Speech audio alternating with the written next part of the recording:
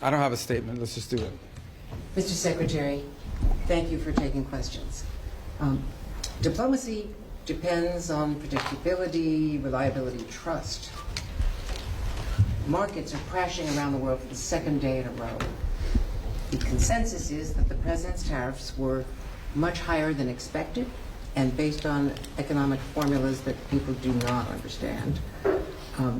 What is your reaction and what is the impact on Europeans? You want them to spend more on defense, yes, which they're agreeing to finally, but how can they do that when their economies are crashing and they are now No, their economies are not crashing. The markets are reacting. No, their economies are not crashing. Their markets are reacting to a dramatic change in the global order in terms of trade.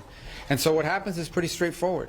If you're a company and you make a bunch of your products in China, and all of a sudden shareholders or people that play the stock market realize that it's going to cost a lot more to produce in China, your stock is going to go down.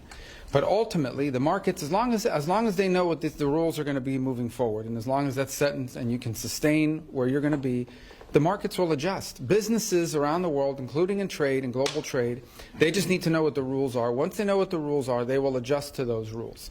So I don't think it's fair to say economies are crashing. Markets are crashing because markets are based on the stock value of companies who today are embedded in modes of production that are bad for the United States. We have to be a country that thinks we're the largest consumer market in the world, and yet the only thing we export is services.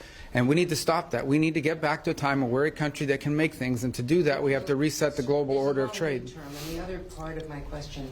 Well, the worst thing is to leave it the way it is forever. I mean, just can't continue. We can't continue to be a country that doesn't make things. We have to be able to make things to provide jobs for Americans. That's it. It's that simple. China is an example. I mean, it's outrageous. I mean, they don't consume anything. All they do is export and flood and distort markets in addition to all the tariffs and barriers they put in place. So the president rightly has concluded that the current status of global trade is bad for America and good for a bunch of other people, and he's going to reset it, and he's absolutely right to do it. Let me ask you about also the predictability of relationships with allies.